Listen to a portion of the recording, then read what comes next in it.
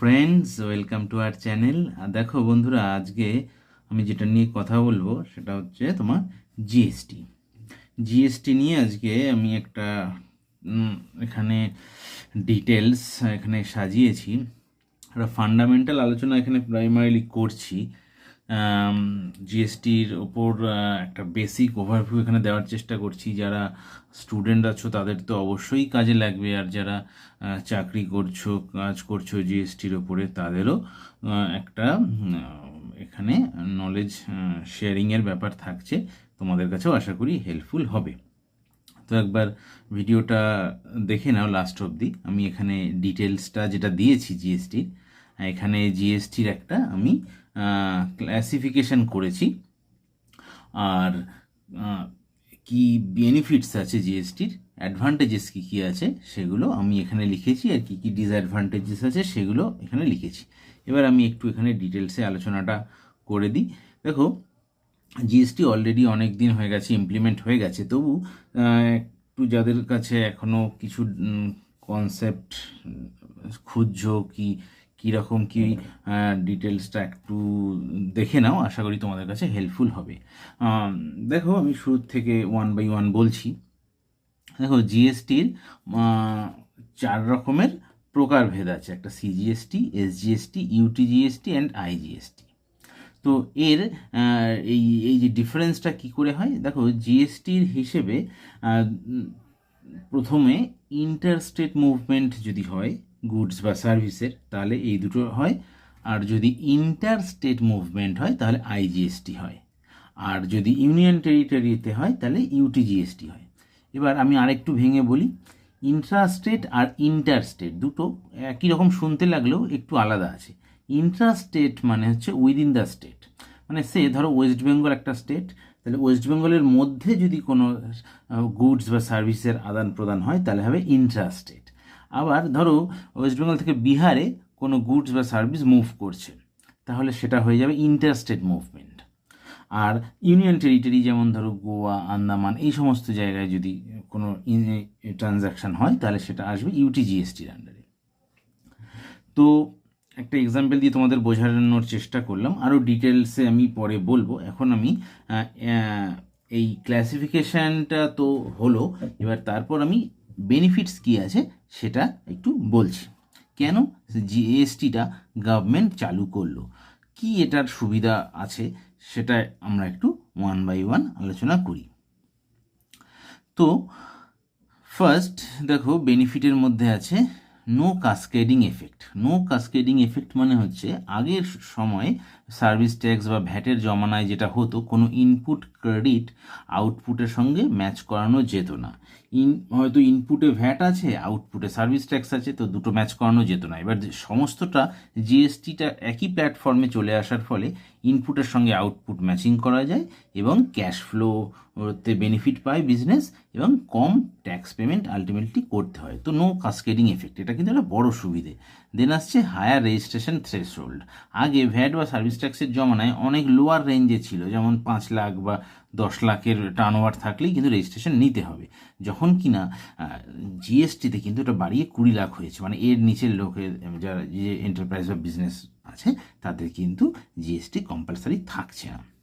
তো তার নেক্সট আছে কম্পোজিট স্কিম। কম্পোজিট স্কিম মানে যাদের ধরো ছোট বিজনেস, টোটাল টার্নওভার 75 লাখের মধ্যে, তাদের কিন্তু কম্পোজিট স্কিমে আসলেই হবে, মানে তাদের আলাদা করে সার্ভিস বা গুডসের হিসেব রাখতে হবে না, তারা টোটালিটিতে একটা ট্যাক্স জমা করবে। আমি বেশি ডিটেলসে যাচ্ছি না, কারণ এটা যেহেতু একটা ফান্ডামেন্টাল, আমি একটা ওভারভিউ দিচ্ছি, তো বেশি ডিটেলসে আমি আরও নেক্সট ভিডিওতে দেবো। এখানে একটা প্রাইমারি আলোচনা করছি, যেহেতু এটা একটা জিএসটির উপরে ফার্স্ট ভিডিও আমি বানিয়েছি। তো আমি খুব টু দি পয়েন্ট কথা বলছি, কোনো এক্সট্রা কথা আমি বলছি না। এবার যা তোমাদের কিছু কমেন্টস বা কিছু কোয়েশ্চেন থাকবে তোমরা লিখবে, আমি রিপ্লাই করে দেবো। নেক্সট আসছি, নেক্সট বেনিফিট কী আছে, simple and easy online procedure. Total প্রসিডিওরটাই যেহেতু অনলাইনে হয়, তো খুব ব্যাপারটা অর্গানাইজড, খুব সহজ কাজ করা। দেন নাম্বার অফ কমপ্লায়েন্সেস লেসার। এখন এই জিএসটি জমানায় কিন্তু টোটাল 11টা রিটার্ন দিলেই হয়, তার মধ্যে 4টে বেসিক রিটার্ন, কি জিএসটি-1, জিএসটি-2A, জিএসটি-2B অ্যান্ড জিএসটি-3B। এর মধ্যে 2A 2Bটা আবার অটোমেটেড সিস্টেমে নিজেই পপ আপ করে। তো নেক্সট বেনিফিট কী আছে, আনঅর্গানাইজ সেক্টর রেগুলেটেড। তো আগে জিএসটির আগে অনেক আনঅর্গানাইজ সেক্টর ছিল, তো জিএসটির কভারেজে আসার জন্য সমস্ত সেক্টরগুলো যেগুলো আগে আনঅর্গানাইজ ছিল সেগুলো কিন্তু এই অর্গানাইজ সেক্টরের মধ্যে চলে এসছে। টোটাল ব্যাপারটা এখন খুব সিস্টেমেটিক ওয়েতে চলছে। তো এ হলো তো সুবিধার দিক। এবার অসুবিধার দিক কী আছে, সব সুবিধার সঙ্গে অসুবিধাও তো থাকে। তো এখানে অসুবিধা বা ডিসঅ্যাডভান্টেজ কী আছে, increased operational cost and cost for software.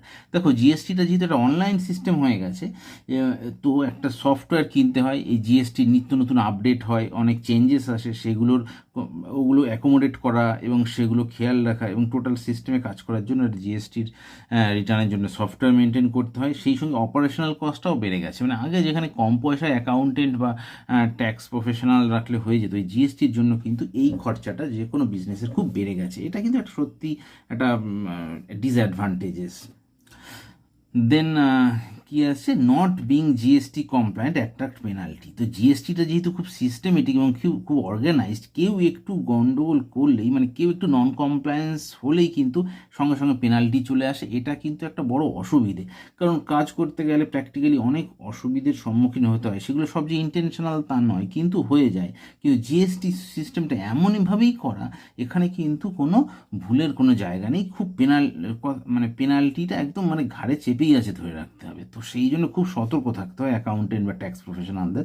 Next আসছি অ্যাডপ্টিং কমপ্লিট অনলাইন সিস্টেম। যেহেতু পুরো সিস্টেমটাই অনলাইন, আমাদের আগের জমানায় ভ্যাট বা সার্ভিস ট্যাক্সের জমানায় অনেক ম্যানুয়ালি কাজ হতো। তো এখন তো ইনভয়েসটাও ইনভয়েস হয়ে গেছে, মানে টোটাল সিস্টেমটাই একদম অনলাইন। তো সেইটার জন্য একটু ধাতস্থ হতে এখনকার সবাইকে, প্রফেশনালদের, অ্যাকাউন্টেন্টদের, সমস্ত স্টাফদের বেশ একটু এক্সট্রা পরিশ্রম করতে হচ্ছে।